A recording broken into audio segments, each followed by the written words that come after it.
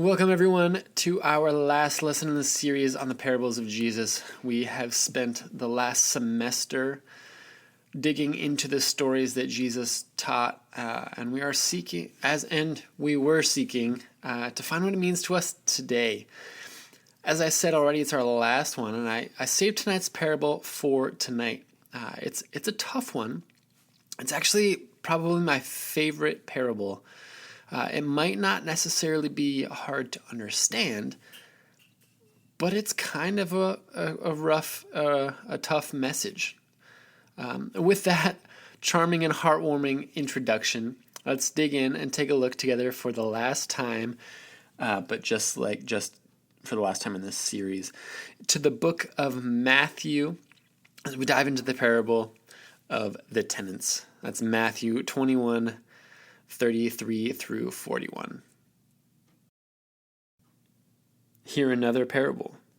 There was a master of a house who planted a vineyard, and put a fence around it, and dug a winepress in it, and built a tower, and leased it to tenants, and went into another country.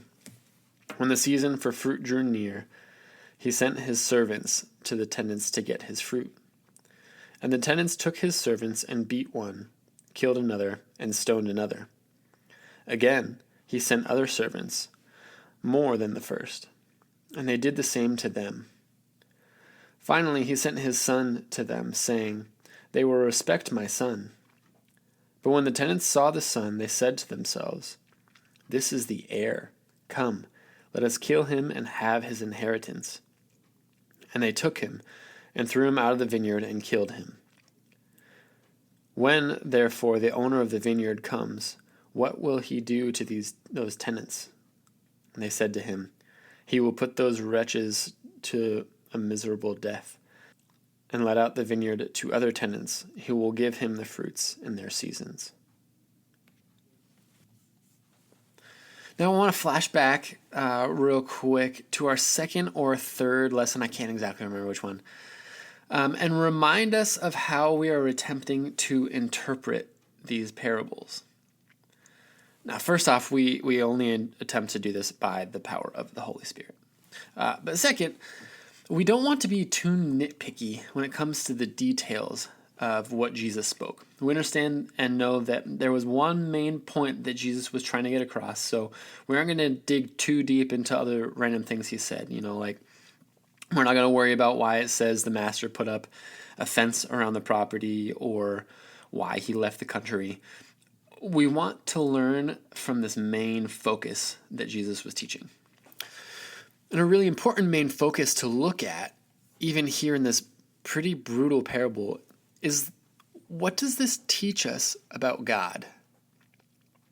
Now, the context of this story here, it's set in the middle of three parables. All of them show two parties, one that pleases the master or father, and one that doesn't. One that was expected to be obedient, but wasn't. And one that wasn't expected, that turned out to do the Father's will.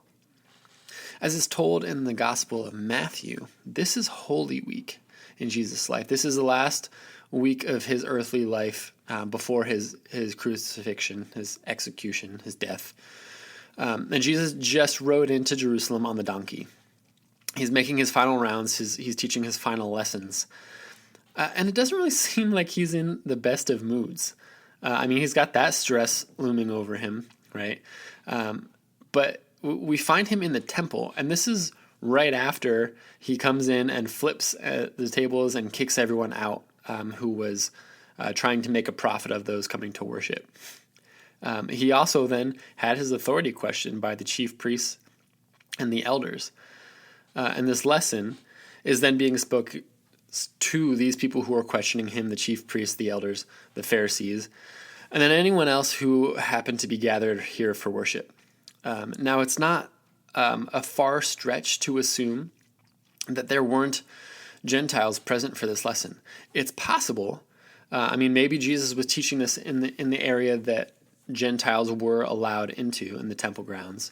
But the only Gentiles that would have come into the temple are those who have converted into Christianity, or they're the Roman guards. But like I said, a big question here that we want to ponder is, what does this teach us about God, this master of the vineyard? He seems like he was a trusting guy. Right? He seemed like a nice dude giving these multiple chances, right? He didn't just say, oh, you killed my servants, you're done. No, he gave them 3 tries. It's kind of assumed and taught that the master figured, he just kind of assumed that the tenants didn't recognize his other servants. So he said, surely they'll recognize my son, and then they'll respect him. And he said that, and they then did recognize his son. But then after that, the assumption of that, we don't actually hear what the master does. The question is, what did he do to these tenants? How did he respond to his son's death? Another big question and lesson from this parable I want to ponder: what does this teach us about God's people? Really, this whole chapter speaks to that, the other 2 parables included. What do these stories tell us about who God's people truly is? It seemed up until Jesus' earthly ministry that this would have been a simple question. It was obvious. Israel was God's nation. They were his people. But Jesus kind of is asking and pointing some questions here that maybe make it seem like it's not such an obvious answer. Maybe we misunderstood it, or maybe it's changing. I don't know. Maybe it's not about who your parents or your grandparents are, and more about where your faith lies and what fruits you do or don't produce. I want to ask more questions and say so much more. As I said, this is my favorite parable.